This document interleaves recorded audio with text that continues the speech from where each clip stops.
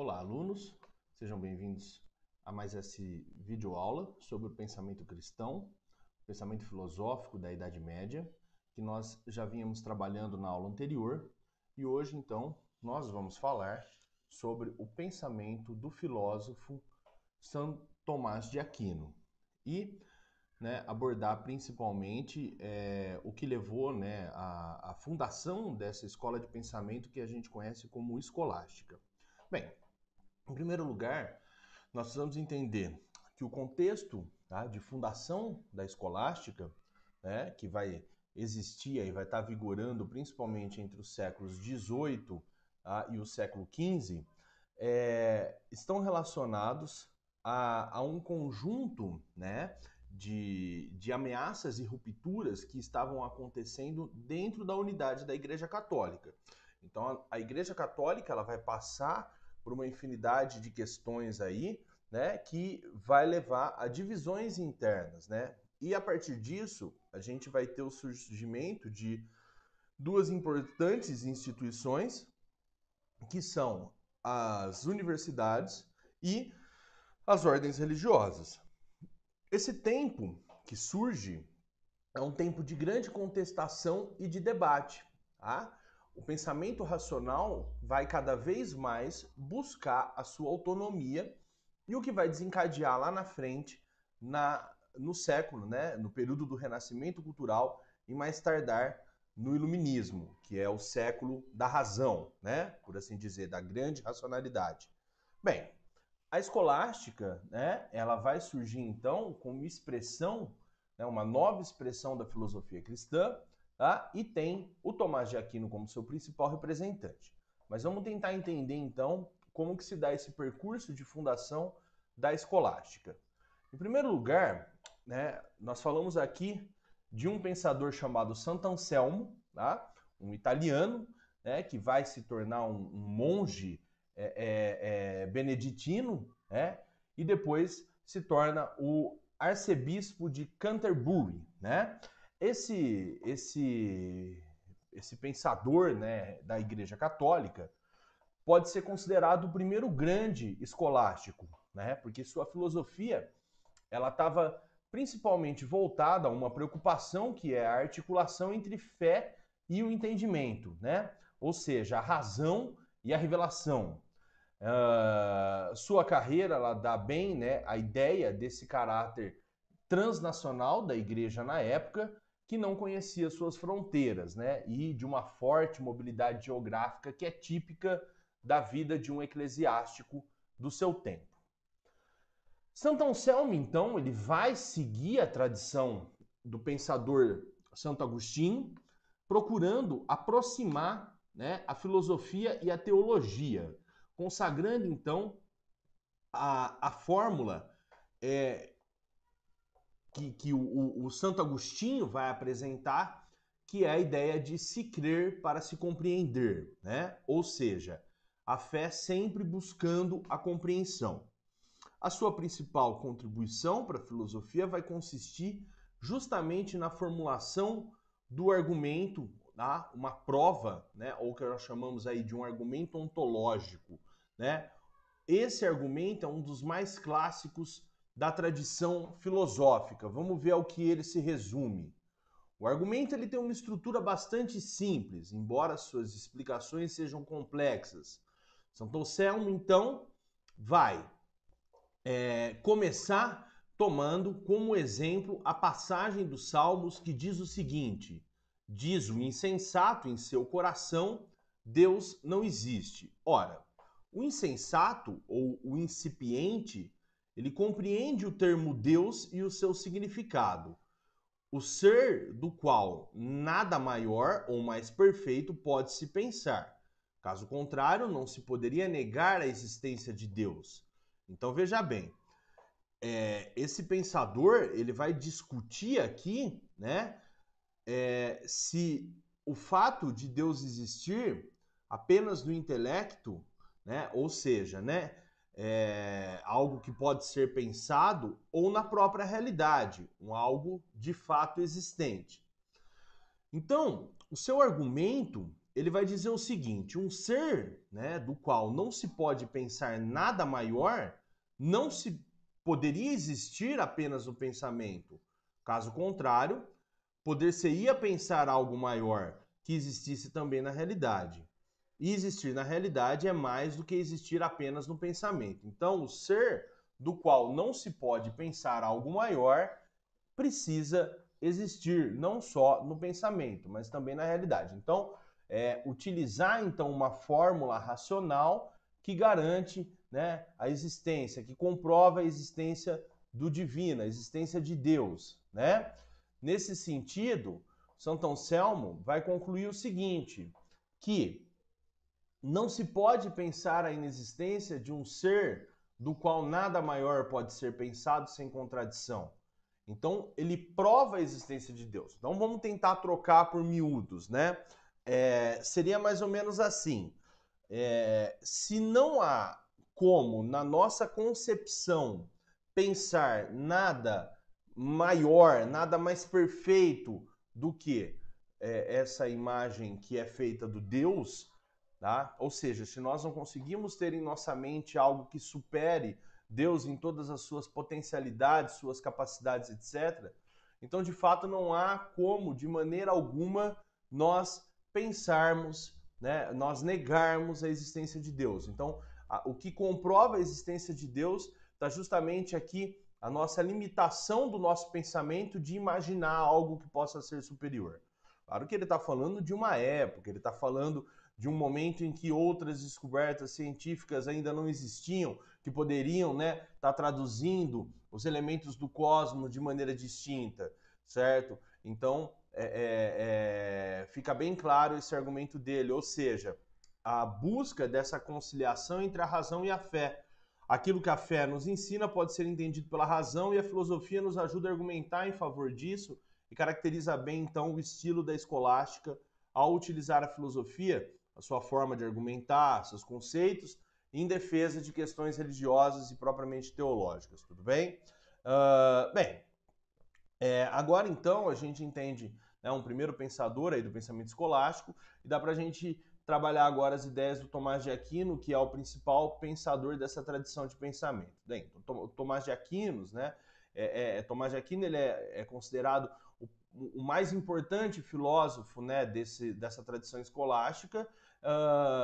Sua influência, inegavelmente, é o próprio Aristóteles, né, que se refere a ele como o filósofo, o grande filósofo da antiguidade.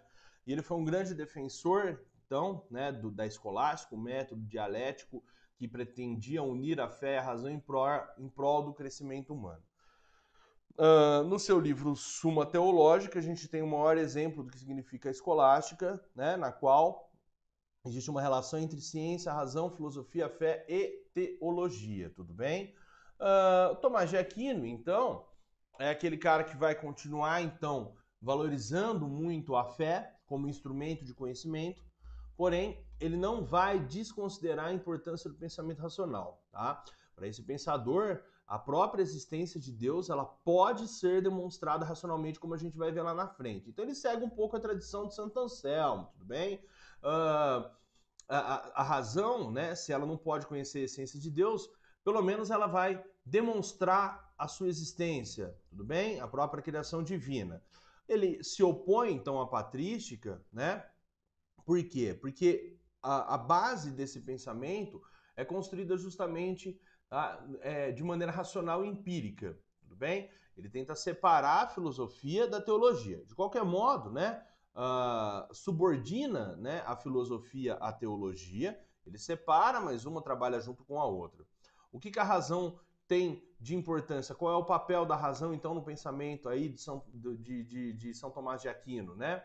Seria justamente demonstrar e ordenar os mistérios que são revelados pela fé. Vamos ver como que vai promover esse pensamento. Em primeiro lugar, aqui a gente vai ter como foco principal a sua teoria do conhecimento e depois, né, a prova que ele tenta fazer no exercício racional da existência de Deus. Então, na teoria do conhecimento, de acordo com a sua teoria, né, o homem é um ser duplo. Tá? Esse homem, esse ser duplo, ele é composto então por um corpo material e uma alma que é inteligível. Bem? O homem, ele conhece porque ele é alma, tá? Mas ele não tem acesso direto a Deus porque ele também é corpo, certo? Segue um pouco a tradição do pensamento antigo. Veja bem que isso está bem claro, tudo bem? Nosso conhecimento, então, ele vai sempre partir dos sentidos, tá? Mas ele atinge o inteligível por meio da abstração. Olha o Aristóteles aqui, né, gente? Muito diferente ali, né, do que o Platão colocava. Ou seja, porque o Aristóteles, vamos lembrar que ele não negava a possibilidade do conhecimento se dar através dos sentidos. Ele considerava os sentidos enquanto um grau inferior de possibilidade de conhecimento, mas ele não dizia que os sentidos eles eram simplesmente enganadores, eles nos mostravam a ilusão das coisas, muito pelo contrário, tá? Então, a valorização do sentido nasce principalmente com Aristóteles, e isso daqui vai fundar toda a tradição do pensamento empírico, lá no conhecimento moderno, como a gente vai ver, na teoria do conhecimento da Idade Moderna, que é as nossas próximas aulas, tudo bem? Então, em primeiro lugar, o pensamento do Tomás de Aquino ele é um pensamento muito realista, tudo bem? Ou seja, ele considera que os conceitos que nós apreendemos pelo conhecimento, eles possuem uma realidade que é autônoma, uma realidade que é objetiva, tudo bem? O que a faculdade do conhecimento recebe do objeto é justamente uma impressão deste pensamento. O que primeiro conhecemos são essas impressões, porque elas remetem de forma intencional ao objeto observado. Tudo bem? Então vamos repetir isso daqui, prestem atenção. O que significa o realismo? Os conceitos que nós aprendemos pelo conhecimento possuem uma realidade autônoma e objetiva. O que a faculdade do conhecimento recebe do objeto é uma impressão desse objeto. O que primeiro conhecemos são as impressões, porque elas remetem de forma intencional ao objeto observado. Então veja bem, os conceitos eles se remetem a coisas que possuem uma realidade autônoma, objetiva, certo? Mais para frente, quando a gente avançar no nosso curso, a gente vai ver como que isso vai se manifestar, até mesmo de maneira, né, que depois a gente pode traduzir enquanto o idealismo, o materialismo, tá? São coisas similares. Então veja bem, para o idealista as coisas só existem porque nós conceituamos ela, tudo bem? Para o materialista, nós conceituamos as coisas porque elas existem antes de nós. Então, é uma coisa que aqui a gente percebe que tem muita similaridade, tudo bem, pessoal? Mas vamos avançar aí, a gente tem ainda um longo caminho até lá, tudo bem? Dentro, então, dessa ideia, o Tomás de Aquino, ele vai se fixar num realismo que a gente chama de moderado. Ele toma como ponto de partida o ser captado pela inteligência no âmbito do conhecimento sensível, tá? Porque é empírico, tá? De onde ele vai abstrair, né? Esse ponto, né? Esse objeto captado, esse ser captado, certo? E em seguida ele vai buscar um novo resultado da especulação sem nunca ultrapassar o âmbito limitado do ser sensível. Então ele vai rejeitar a perspectiva platônica, tá? Do agostinismo, cujos princípios universais desenvolviam-se independentemente do sensível, tá bom? Na próxima aula a gente vai estar trabalhando aí, né? Quem sabe essa questão, né, dos universais aí e ver como que isso vai se ordenar, tudo bem?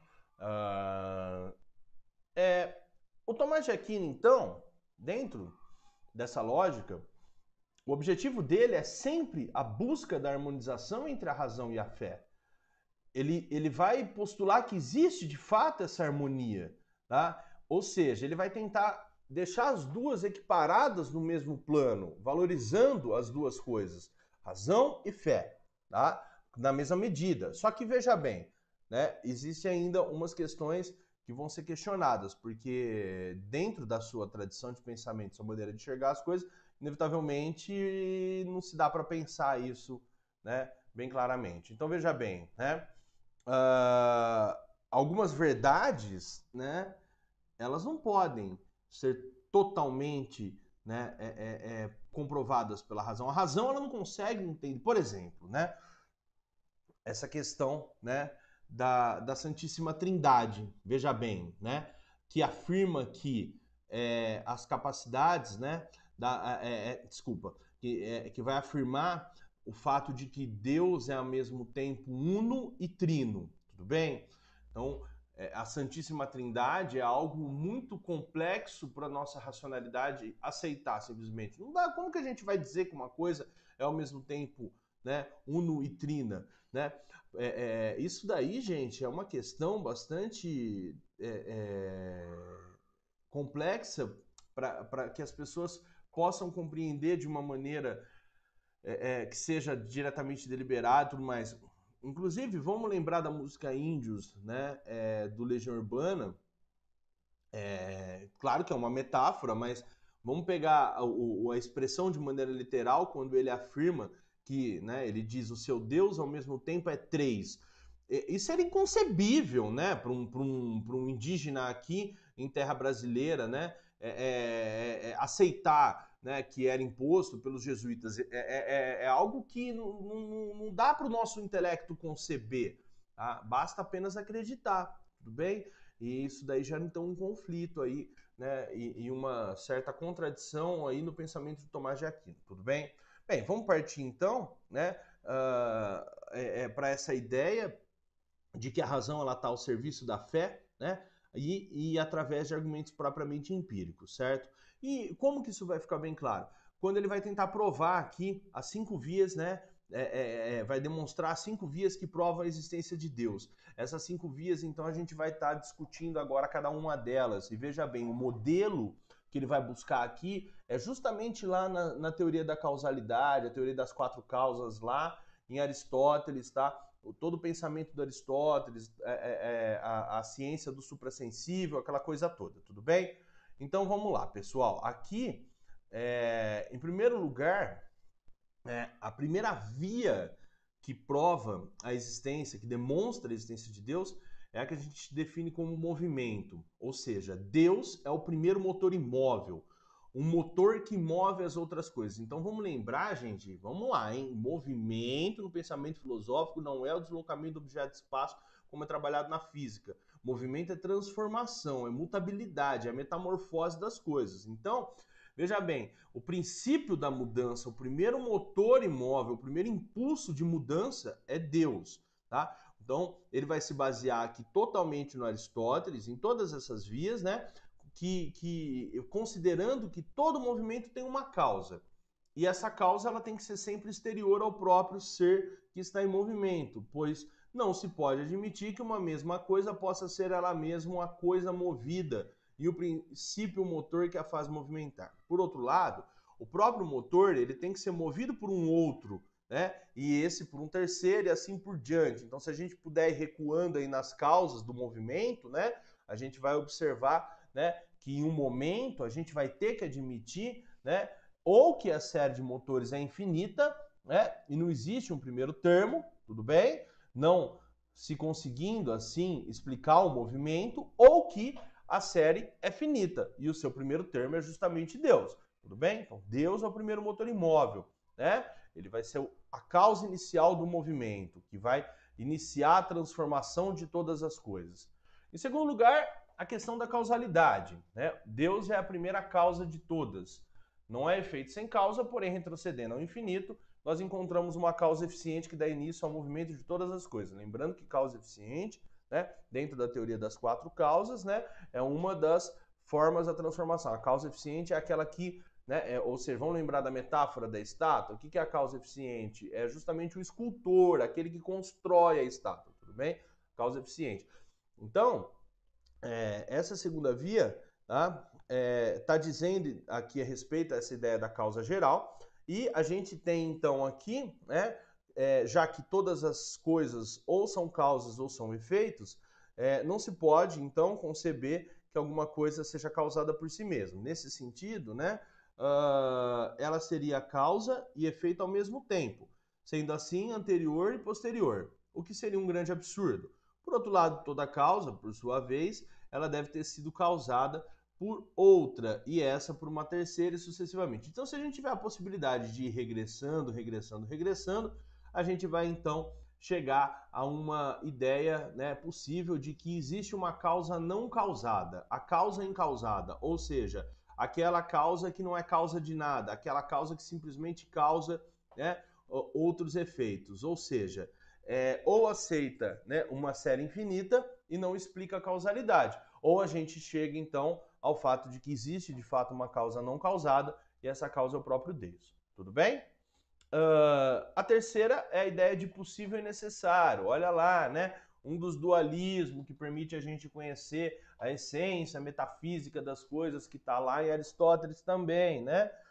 Então veja bem, Deus é um ser necessário, como fonte, né, de toda necessidade. Os seres possíveis, eles dependem de um ser necessário para fundamentar a sua existência. Então, por exemplo, né, lembra dos conceitos lá de necessidade e contingência?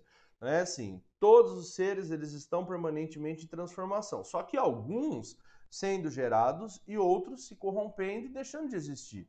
Só que poder existir ou não existir não é possuir uma existência necessária, mas sim contingente, tá? Já que aquilo que é necessário não precisa de uma causa para existir, tá certo? Então somos seres contingentes, olha essa ideia, né? E o único ser que não é contingente, que é necessário, que é absoluto, é o próprio Deus. Tá? O possível contingente, ele não teria em si uma razão suficiente de existência, tá? Se nas coisas houvesse apenas o possível, não haveria nada. Então, para que o possível exista, é necessário, portanto, que algo faça que ele exista. Ou seja, se alguma coisa existe, ela existe porque ela participa do necessário. E, por sua vez, isso existe, mais uma vez, vai exigir uma cadeia de causas que vai culminar no necessário absoluto, que é Deus. Tudo bem? Então, todos os seres, nós somos seres possíveis, tá? Que existimos por conta de um ser necessário. Tudo bem? E a questão aqui, né, dos graus de perfeição. Deus é o mais perfeito de todos os seres, tá?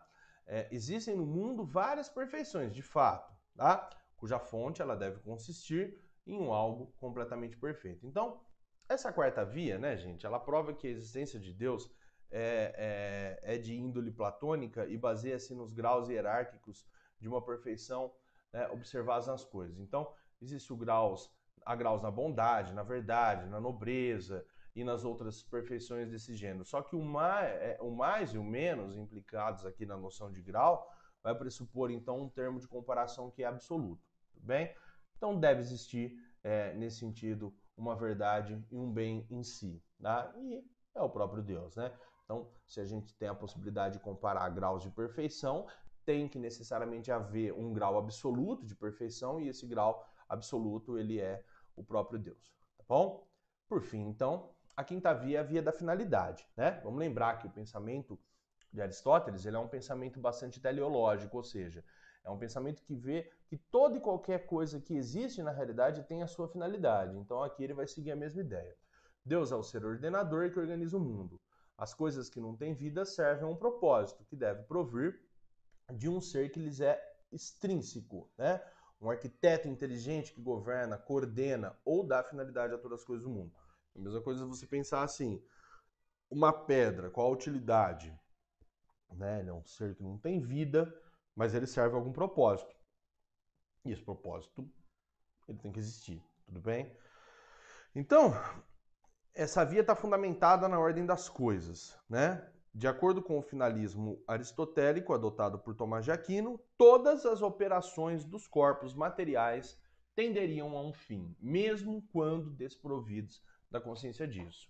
Uma vez que aqueles corpos estão privados do conhecimento, pode-se concluir que há, então, uma inteligência primeira, uma inteligência ordenadora da finalidade de todas as coisas. Tá? E essa inteligência é o próprio Deus. Tudo bem, pessoal? Então, o pensamento aqui, né, esse pensamento, né, desse autor aqui, o Tomás de Aquino, ele é um pensamento que vai seguir bem essa linha de tradição do pensamento filosófico aristotélico, vai dar continuidade àquilo que já vinha sendo feito no pensamento cristão, certo? Mas que também abre margem aqui justamente para a construção, né? Então veja bem, o interessante, né, é a gente entender que como a gente está estudando a história do pensamento filosófico lá desde os seus princípios, o que a gente tem que observar é que o grande momento, né, principalmente no que se refere às questões relacionadas à teoria do conhecimento, como nós podemos conhecer, essa pergunta, né, que vai surgir agora com muita força na Idade Moderna, né, o conhecimento enquanto um problema propriamente filosófico, né? Antes se perguntava o que é verdade, o que se pode conhecer e tudo mais, mas agora não. Como que se dá o processo do conhecimento? Né? Agora a gente vai entrar no momento do grande método, né? Existem métodos mais apropriados para se conhecer a realidade. Isso tudo segue essa tradição de pensamento. A gente tem lá aquela divisão surgindo ali junto com o Platão e o Aristóteles de um lado, que vai seguir duas linhas de pensamento que vai se dar por todo o período aí. E a gente vai ver que isso vai estar acontecendo principalmente agora, esse pensamento cristão, nessa divisão entre o agostinismo e o tomismo, e agora a gente vai ver nascer a tradição do pensamento racionalista e do pensamento empírico, que depois, só lá no período do iluminismo, com Immanuel Kant, que a gente vai tentar ver a primeira luta de pensamento, o primeiro esforço propriamente filosófico para conciliar, né, essas duas tradições aí que vão se dividir com muito mais clareza agora. Tudo bem, pessoal? Então, muito obrigado aí pela atenção de todos, certo? Até o próximo vídeo.